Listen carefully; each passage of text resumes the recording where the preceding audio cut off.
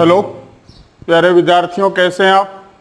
आशा करता हूं कि आप अपने परिवार के साथ सकुशल होंगे। तो देखिए बच्चों, पिछली क्लास में अपन ने पढ़ा है हेलो एल्केन के रासायनिक गुणों में दो टाइप अपन पढ़ चुके हैं, विलोपन अभिक्रिया और नाभिक स्नेही प्रतिस्थापन अभिक्रियाएं। नाभिक स्नेही प्रतिस्थापन अभिक्रियाओं में आपने देखा है, उसका रूल भी मैंने आपको एक काफी छोटा सा बताया है कि आपको केवल क्या करना है, जिस कंपाउंड के साथ भी आप हेलो एल्केन की क्रिया करवा रहे हो उस कंपाउंड में से M यानी मेटल या हाइड्रोजन को हटाकर शेष जो यौगिक बचता है वो माइनस में आ जाएगा और इन पर प्लस आ जाएगा। अब अपने को केवल क्या करना है, इस माइनस वाले को हेलोजन वाले कार्बन पर ऐड कर देना है और इस हेलाइड को जो आपने H या मेटल हटाई है उसके साथ जोड़ देना है बस, और अपनी रिएक्शन कंप्लीट हो जाती है। MX या HX दो जगह आपको ध्यान रखने के लिए मैंने कहा था, सिल्वर साइनाइड और सिल्वर नाइट्राइड में। यह मैंने आपको बताया था हटेगी मेटल ही, लेकिन बॉन्ड किसका बनेगा, नाइट्रोजन का बनेगा। बाकी सभी जगह अपना ये रूल काम कर जाएगा। तो इस प्रकार एक छोटी सी चीज अपने याद रख के इसकी टोटल नाभिक स्नेही रिएक्शनें कंप्लीट कर सकते हैं। अब अपन इन्हीं रिएक्शनों को आगे बढ़ाते हुए इसके थर्ड टाइप में चलते हैं, धातुओं के साथ क्रिया या मेटल के साथ क्रिया।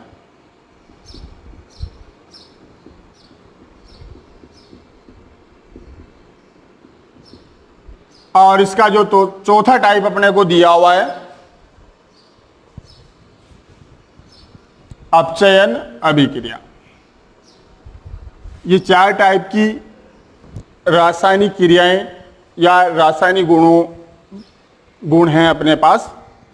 चौथा टाइप इसका अपचयन। तो देखिए बच्चों, धातुओं के साथ अभिक्रियाएं जो हैं इनको थोड़ा सा अपने को याद रख लेना है। 4-5 रिएक्शन अपने पास हैं। जैसे फर्स्ट रिएक्शन आपको दे दी गई है, सोडियम के साथ अभिक्रिया।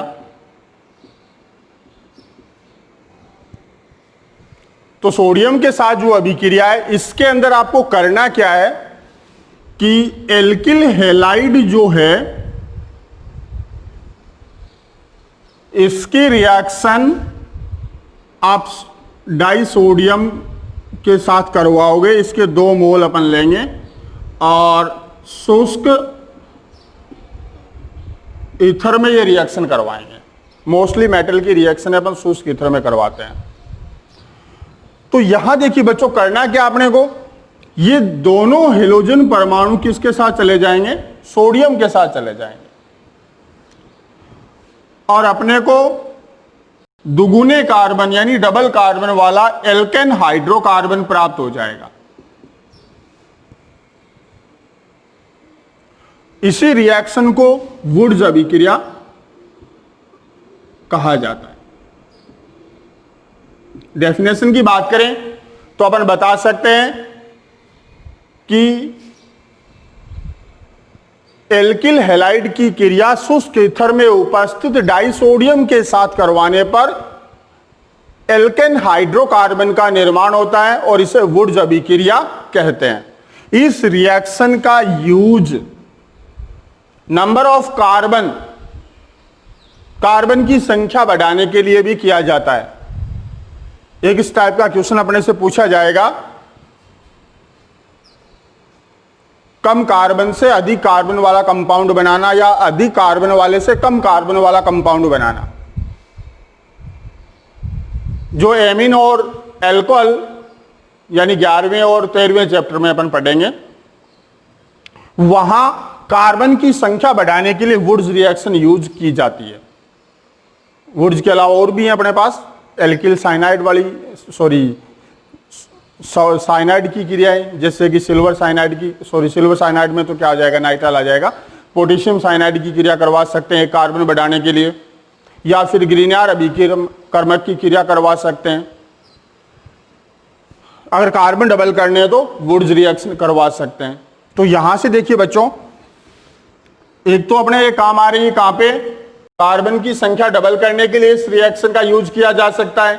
जैसे कि मान लीजिए आपसे पूछ लिया गया हो कि क्लोरोएथेन से क्लोरोब्यूटेन या 2-क्लोरोब्यूटेन कैसे प्राप्त करेंगे, या सिंपली पूछ ले क्लोरोएथेन से ब्यूटेन कैसे प्राप्त करेंगे, तो वहां आप इस वुड्स रिएक्शन का यूज कर सकते हो, तो डबल कार्बन कर देगी। सेकेंड टाइप नेम रिएक्शन हो गई, तो सीधा क्वेश्चन भी पूछा जाता है कि वुड्स निम्न अभिक्रियाओं के समीकरण लिखिए और उसमें यह अभिक्रिया डाल दे वुड्स अभिक्रिया, तो आपको वुड्स रिएक्शन लिखनी होगी।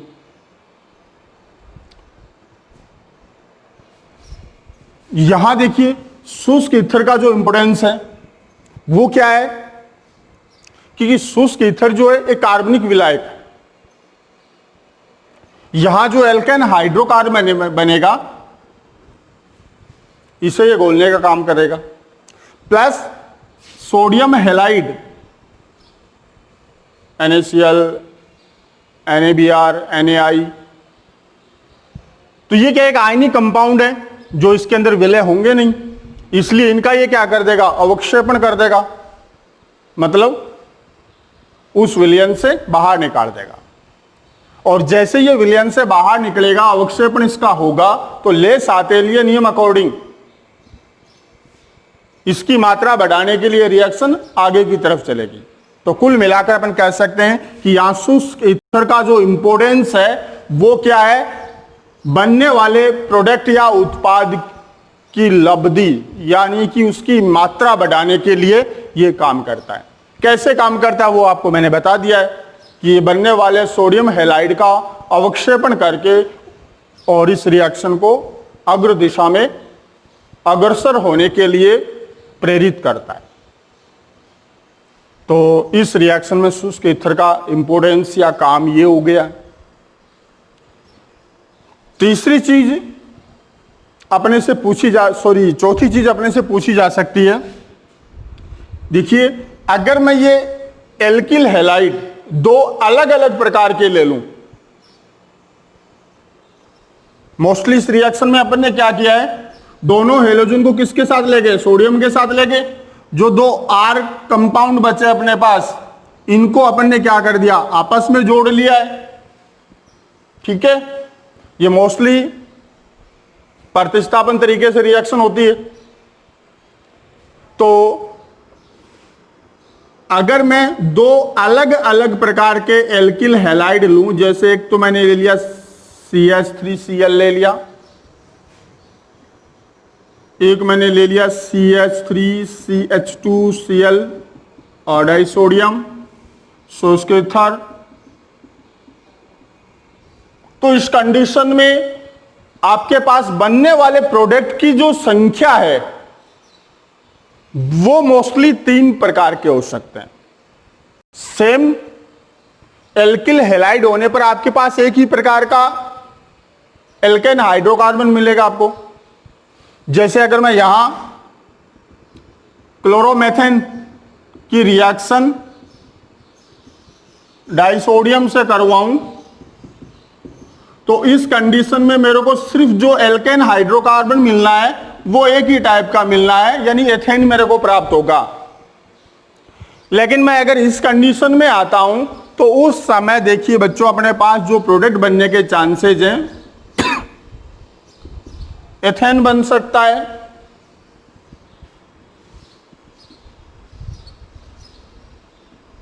प्रोपेन प्राप्त हो सकता है,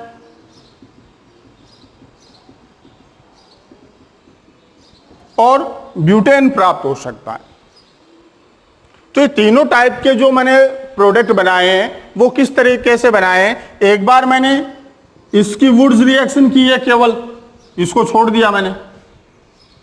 तो जब मैंने इसकी वुड्स रिएक्शन की है तो मेरे को आर आर ग्रुप आपस में जोड़ने थे, तो मैंने मैथिल मैथिल ग्रुप को जोड़ा तो मेरे को क्या मिल गया, एथेन प्राप्त हो गया।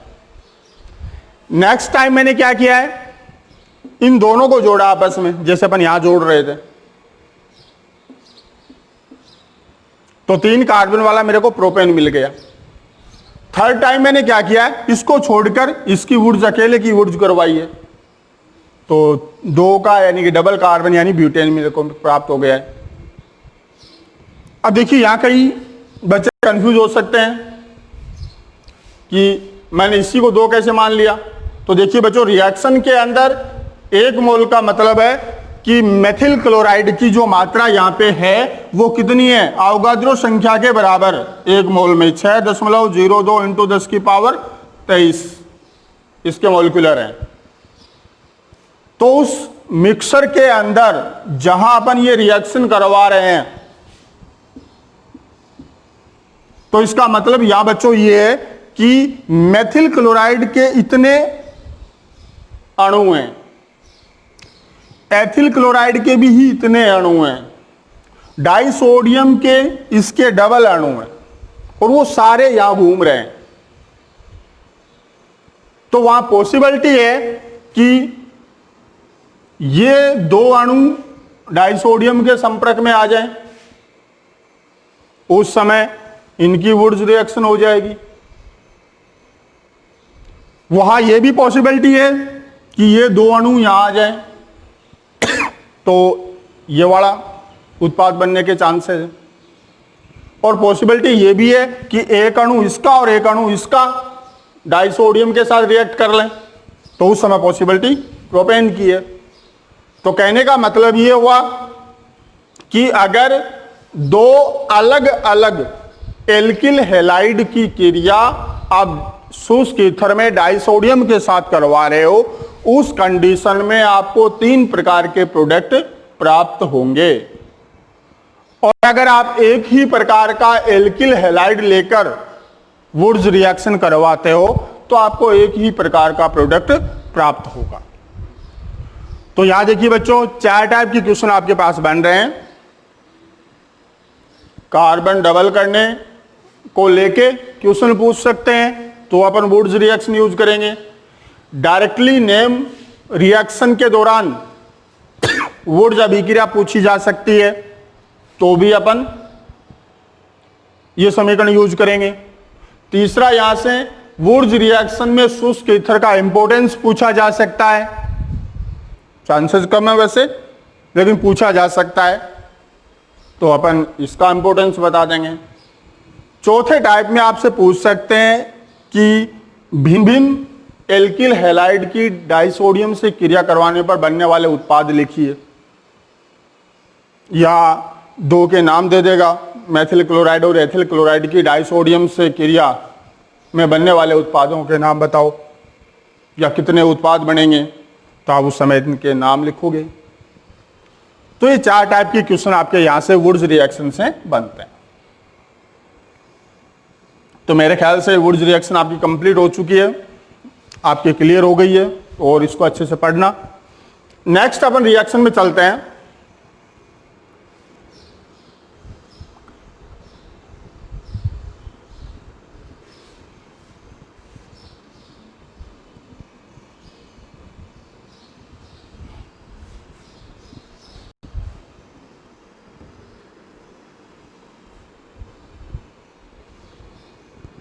लिथियम के साथ अभिक्रिया।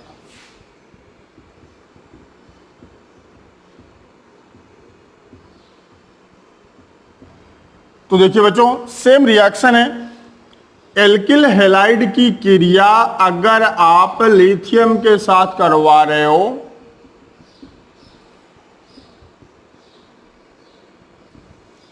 तो उस कंडीशन में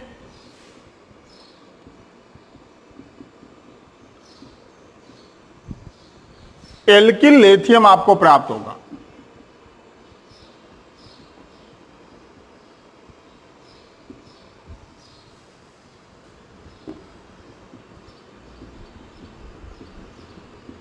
यानी कि एक हेलोजन आपका लिथियम के साथ जाएगा और एक एल्किल ग्रुप के साथ आपका लिथियम मेटल जुड़ जाएगी।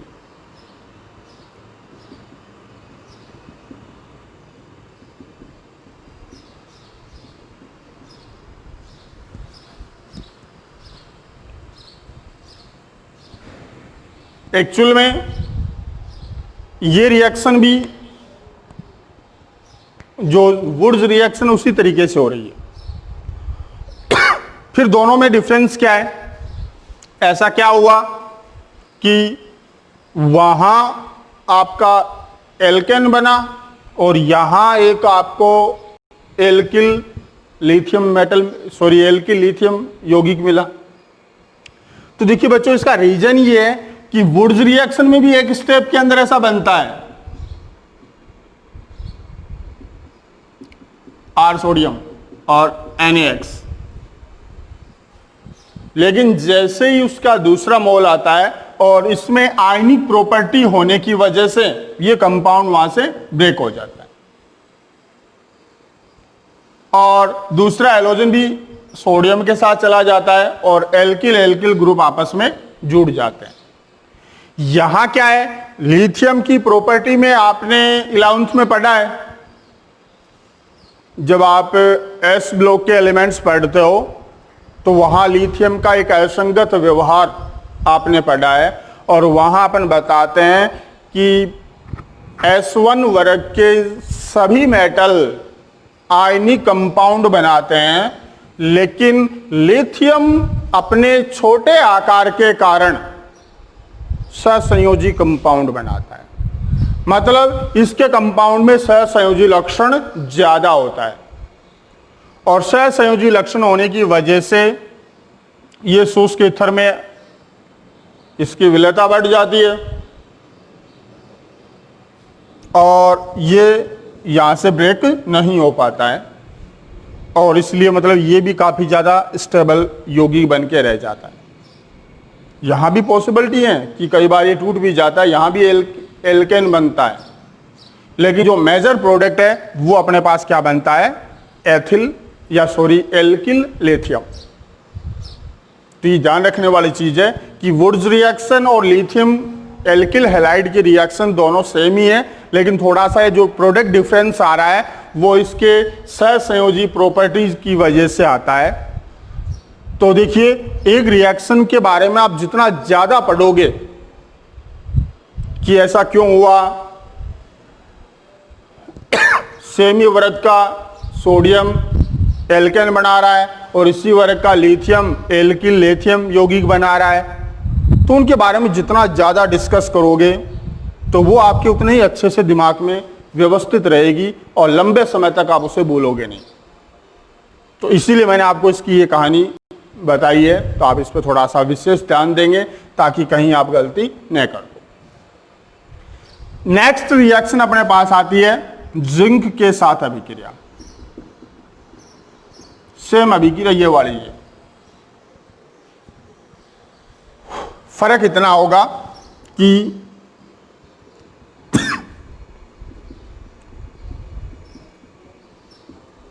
जब आप डाई जिंक के साथ इसकी रिएक्शन करवाओगे तो दो हेलोजन तो आपके जिंक के साथ चले जाएंगे और दो एल्किल ग्रुप जो है ये जिंक के साथ ऐड हो जाएगा।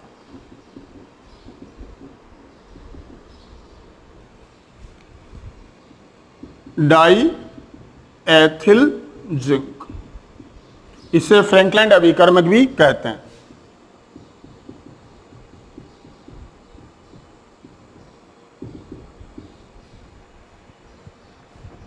तो यहां भी देखिए दो टाइप के क्वेश्चन बनते हैं आपके पास, एक तो रिएक्शन पूछ ली जाए, एक ये पूछ लिया जाए कि फ्रैंकलैंड अभिकर्मक क्या है।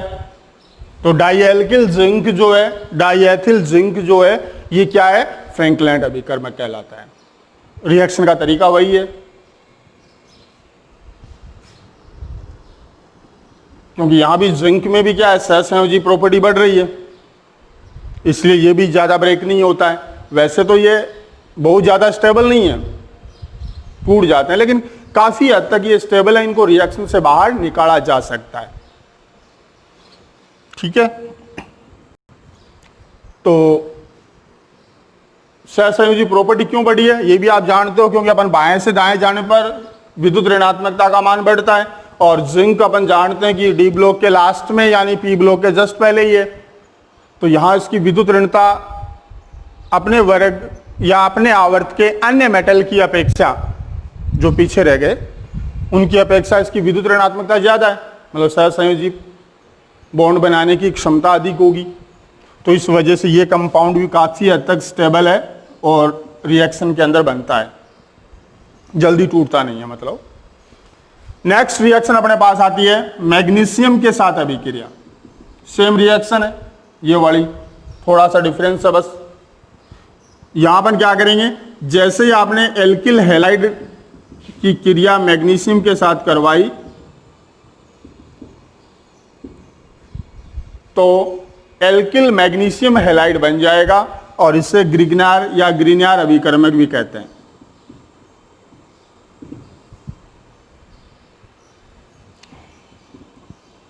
एल्किल मैग्नीशियम हैलाइड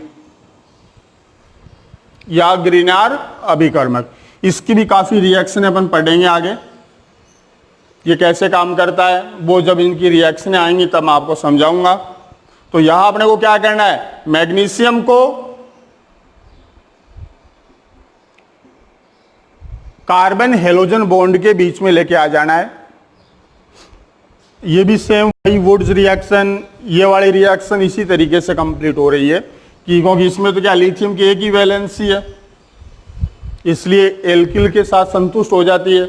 मैग्नीशियम की दो संयोजकताएं प्रदर्शित करता है, एक संयोजकता आपकी एल्किल से संतुष्ट होती है और एक संयोजकता आपकी हेलोजन से संतुष्ट होती है।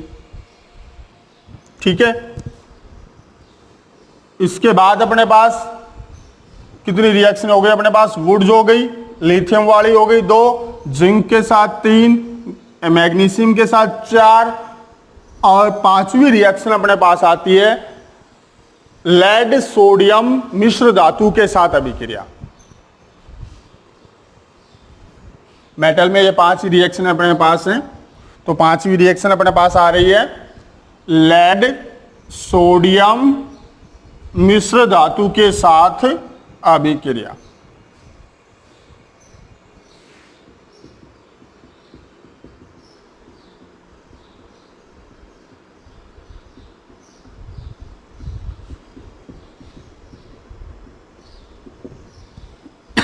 इसमें अपने को क्या करना है,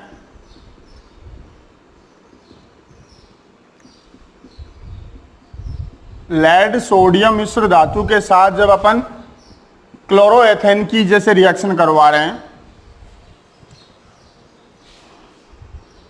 तो यहां अपने पास टेट्राएथिल लेड मिलेगा अपने को, प्लस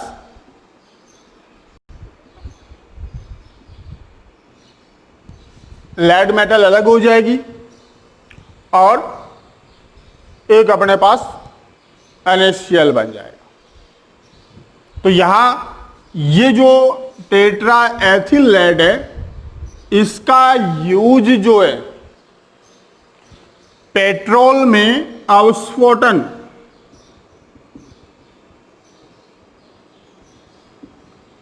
के रूप में किया जाता है। अब ये क्या है, आजकल तो इसका यूज नहीं होता है, पहले पेट्रोल की विस्फोटक क्रिया को कंट्रोल करने के लिए उसके अंदर टेट्राएथिल लेड डाला जाता था। लेकिन उससे क्या होता था कि उसकी जो पावर है पेट्रोल की, जो ऊर्जा मुक्त करने की कैपेसिटी है, उसमें थोड़ी कमी आ जाती, जिससे क्या है उसके विस्फोटित होने के जो चांसेस हैं वो तो कम हो जाते हैं, लेकिन इंजन को या गाड़ी के इंजन को इतनी पावर नहीं मिल पाती थी। इस वजह से आजकल इसका यूज बंद कर दिया गया है। आपने कभी देखा हो पेट्रोल पंपों पे लिखा हुआ होता है शीशा रहित पेट्रोल, तो उसका कारण ये है कि पहले पेट्रोल के अंदर इसका यूज करते थे, आजकल इसका यूज बंद हो कर दिया गया है। तो यहां देखिए, यहां भी अपने पास दो टाइप के क्वेश्चन बनते हैं। एक अपने से पूछा जाता है समीकरण के बारे में, एल्किल हैलाइड की क्रिया लेड सोडियम मिश्र धातु के साथ लिखिए, तो उस कंडीशन में अपने को ये रिएक्शन देनी है। दूसरा क्वेश्चन इसके इंपॉर्टेंस को लेकर पूछा जा सकता है, टेट्राएथिल लेड का महत्व बताइए या कार्य बताइए, या इसी क्वेश्चन को ऐसे भी घुमा सकते हैं कि पेट्रोल में अस्फोटक के रूप में किस पदार्थ का यूज किया जाता है। तो तीनों तरीके के क्वेश्चन आप इस समीकरण से सॉल्व कर सकते हैं। क्लियर? अब अपने पास हेलो एल्केन के रासायनिक गुणों में लास्ट रिएक्शन आती है अपचयन।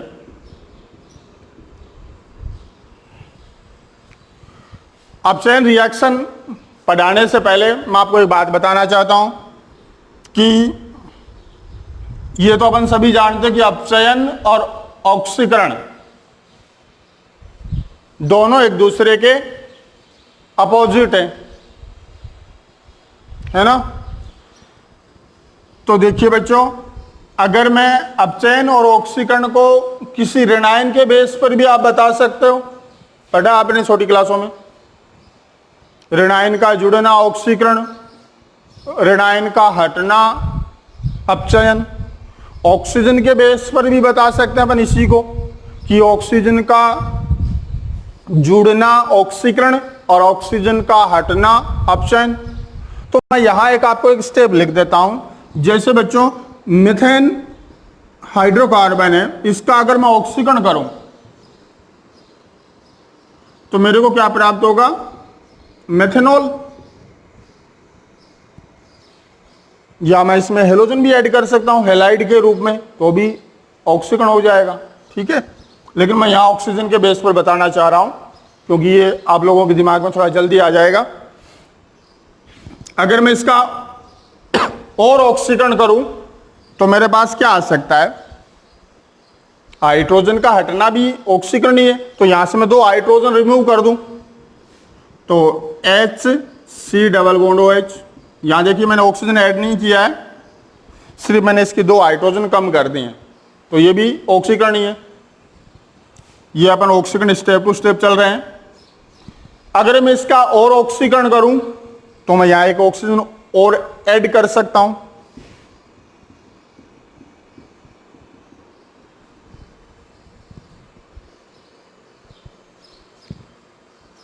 अगर मैं इसका और ऑक्सीकरण करना चाहूं तब ऑक्सीजन तो कार्बन की सारी वैलेंसी खत्म हो चुकी है, तो ऑक्सीकरण तो पॉसिबल है नहीं। हो सकता है वैसे यहां पर एक ऑक्सीजन डाल सकते हैं, ठीक है ना, लेकिन एक कार्बन पर 2 OH की पॉसिबिलिटी जो है वो बहुत ही कम होती है, इसलिए डायरेक्टली एक इसमें निकल जाता है, H2O बाहर निकल जाता है और ये CO2 में कन्वर्ट हो जाता है। तो ये विभिन्न ऑक्सीकरण स्टेप हैं।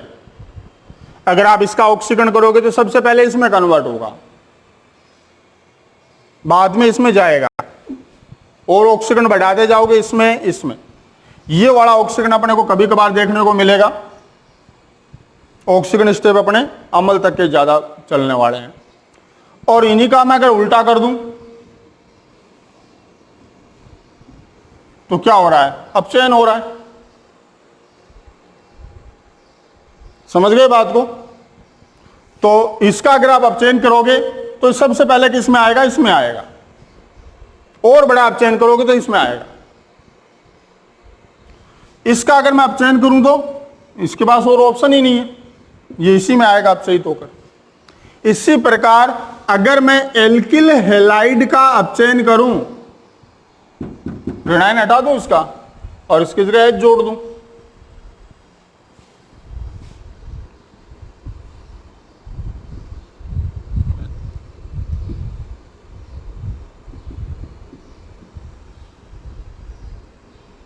तो मेरे को क्या मिल जाएगा? एल्केन हाइड्रोकार्बन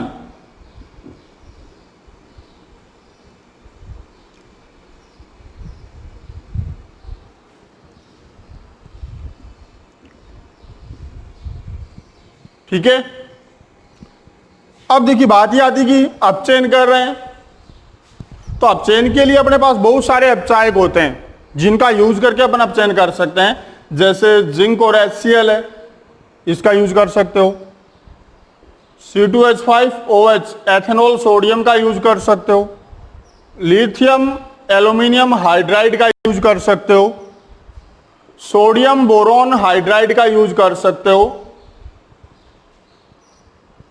लाल फास्फोरस HI का यूज कर सकते हो। बहुत सारे अपचायक आपके पास हैं जिनका यूज करके आप अपचयन कर सकते हो। इसी प्रकार अगर किसी का ऑक्सीडेशन करना है, ऑक्सीकरण करना है, तो इसके लिए मोस्टली अपन परबल ऑक्सीकारकों में KMnO4 है, K2Cr2O7 है, जैसे ऑक्सीकारकों का यूज करते हैं। इसके अलावा हाइड्रोजन परऑक्साइड है, ब्रोमीन वाटर है, इनका भी यूज अपन करते हैं, तो वो अपन आगे पढ़ेंगे। तो ये देखिए ये बच्चों, ये अपचयन रिएक्शन हो जाएगी। तो इस प्रकार से आपने 4 टाइप की रिएक्शन यहाँ पढ़ चुके हो। नाभिक स्नेही प्रतिस्थापन अभिक्रियाएं, जिनके अंदर मैंने अभी आपको बताया क्लास के स्टार्ट में, वो सिर्फ एक लाइन याद करनी है। मेटल या H+ हटाना, शेष यौगिक को हेलोजन वाले कार्बन पर जोड़ना, और हेलोजन मेटल या H को आपस में जोड़ लेना है। 2 कंपाउंड में आपको ध्यान रखना है, सिल्वर साइनाइड और सिल्वर नाइट्राइट में। तो सारी नाभिक स्नेही प्रतिस्थापन रिएक्शन हो जाएंगी। बीटा विलोपन रिएक्शन अपने पास एक ही है, काफी विस्तार से अपन ने उसको पढ़ा है। तो बीटा विलोपन खत्म। मेटल के साथ ये 5 रिएक्शन है और अपचयन की ये एक रिएक्शन। तो ये आपके हेलो एल्केन के रासायनिक गुण खत्म हो जाते हैं। नेक्स्ट क्लास में अपन पढ़ेंगे डाई हेलो एल्केन क्या है, कैसे बनता है, ये सब इसके बारे में। तो बच्चों मिलते हैं नेक्स्ट क्लास में। थैंक्स।